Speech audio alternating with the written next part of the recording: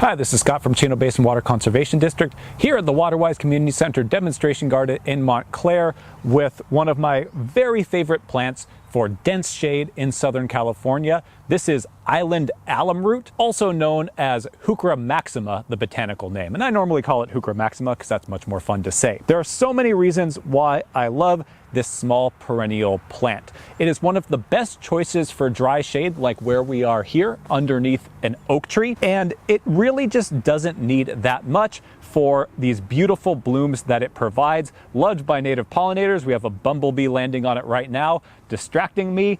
And the reason why particularly I love Heuchera maxima over many of the other heucheras is just because it has this very beautiful flower color. It's more complex. Many of the other great heucheras are bright pinks to even in reds, but I'm really a fan of this more subtle white to pink color.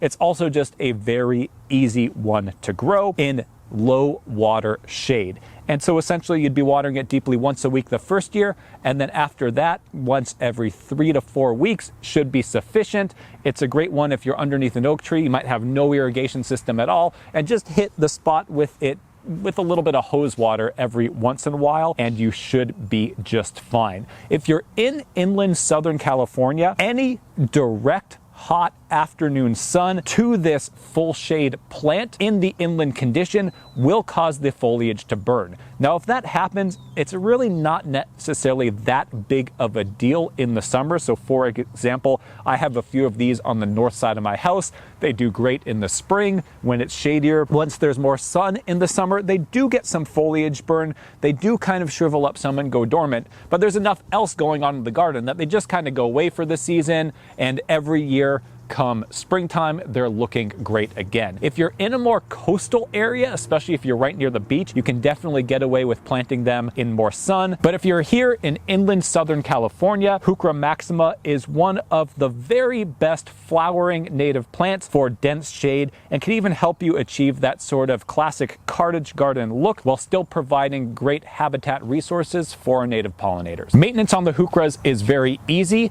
Essentially in the fall, just by hand, pull out any of the dried and dead looking old leaves, and it's going to be ready to go for the upcoming cool season growth period. If you found this information helpful, be sure to give this video a thumbs up and subscribe to our channel for much more favorite plant content coming soon.